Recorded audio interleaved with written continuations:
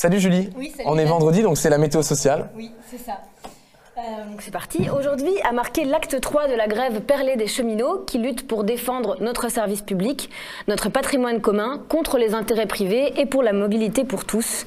On observe depuis le début de la lutte le 3 avril un soutien immense de la part des usagers, malgré l'inconfort qu'une grève SNCF engage. L'inconfort, c'est d'abord les cheminots qui l'affrontent. S'il faut encore le rappeler, faire grève implique une perte de salaire et pour des contrôleurs ou des conducteurs en début de carrière qui touchent respectivement 1 300 € brut hors prime, donc en dessous du SMIC, et 1 600 € brut hors prime, chaque jour compte. Plusieurs cagnottes de soutien ont été créées, dont une sur le site, le site Litchi, lancé par une trentaine de personnalités, dont les réalisateurs Robert Guédiguian et Christophe Honoré, ou encore l'écrivain Laurent Binet. La cagnotte a atteint à ce jour les 732 835 € et ne cesse d'augmenter. Les caisses de grève en ligne sont vraiment l'un des outils de lutte des classes les plus ingénieux de ces dernières années. C'est une arme financière qui permet de résister et qui est cruciale en ces temps de recul social. Aussi, 3 cheminots ariégeois sont en marche vers l'Élysée. Ils sont partis à pied de Pamiers ce lundi pour rejoindre le palais de l'Élysée à Paris. Une marche de 700 km pour rencontrer usagers et citoyens et leur expliquer les raisons de la grève. Aujourd'hui, ils ont effectué le parcours Fronton-Montauban, soit un peu plus de 22 km. Tu peux descendre. Pardon. Descends. Demain, ils feront Montauban-Caussade, arrivés à Paris le 8 mai. Alors, on vous fait un point à chaque météo, mais c'est quand même essentiel de le rappeler. Les postiers luttent aussi pour la qualité du service public et des conditions de travail dignes. Oui, ils protestent contre la réforme de la distribution appliquée au compte-gouttes depuis 2014 et qui doit s'achever à l'horizon 2020. Dans le 92, ils sont en grève depuis le 26 mars. Ils protestent contre la dégradation de leurs conditions de travail et contre le licenciement de Gaël Quirante, postier licencié pour fait de grève. À Rennes, les postiers ont effectué aujourd'hui leur 86e jour de grève.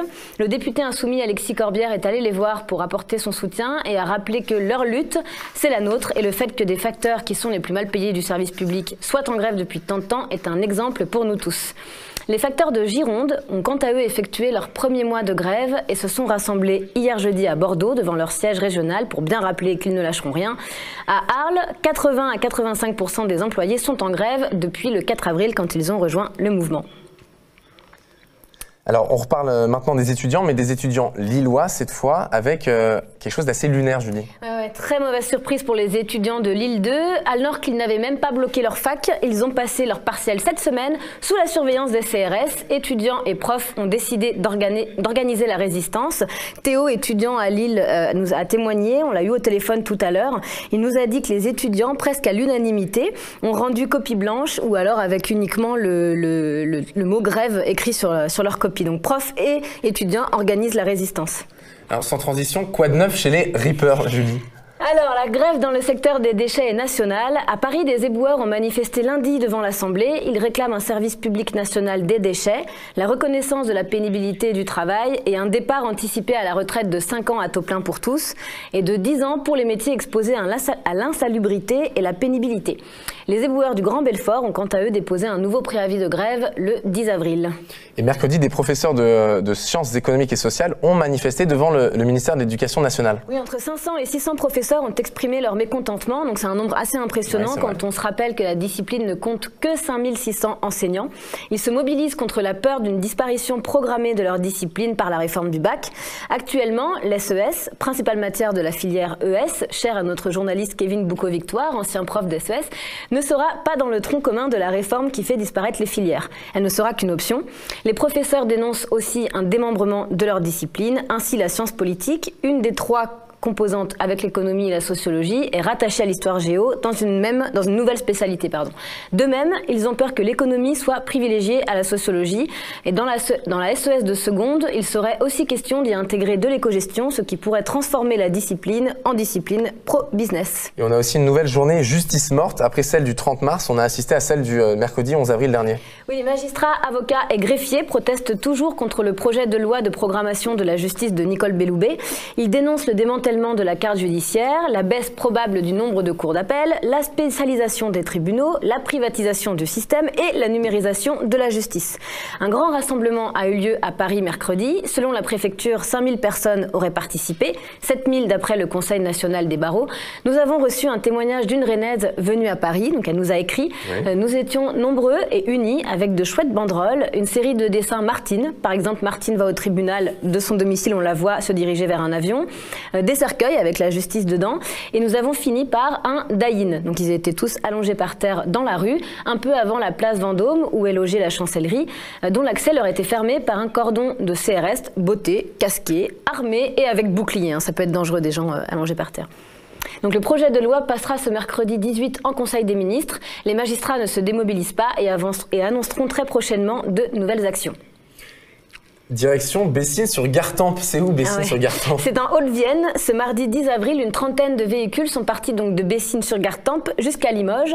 En empruntant l'autoroute A20, les salariés de l'usine Steva, qui fabrique divers produits pour différents secteurs, automobile, agriculture ou encore des containers pour la grande distribution, se sont rendus à leur préfecture afin de demander une aide de l'État. Leur entreprise a été placée en redressement judiciaire pour loyer impayé depuis le 5 avril jusqu'au 5 juin et risque de disparaître. C'est le 9e plan social que subit le site, qui a été repris récemment. Les salariés pensaient que les nouveaux propriétaires étaient assez solides et ont même fait des efforts pour assurer la pérennité de leur emploi, donc notamment la réduction du nombre de jours de RTT et la réduction des temps de pause. La CGT nous expliquait que les difficultés sont en grande partie dues au secteur automobile. Selon eux, Renault et dans une moindre mesure Peugeot organisent la désindustrialisation de la France avec le soutien de l'État. Ils réclament que les voitures soient construites en France et aimeraient également un nouveau repreneur. Enfin, ils demandent une aide financière de l'État sans lequel ils ne pourront être sauvés. Alors Julie, tu vas nous parler de la série Black Mirror et en particulier d'un épisode, le fameux épisode Chute libre dans la saison 3. Et c'est un épisode en fait dans lequel les citoyens se notent entre eux.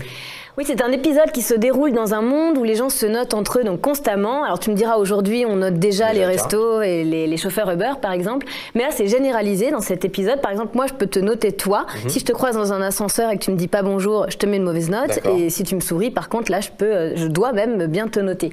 Et ces notes influent même sur ta vie quotidienne. Donc c'est-à-dire que si tu as une trop mauvaise note, tu peux ne pas être capable d'obtenir un prêt bancaire par exemple.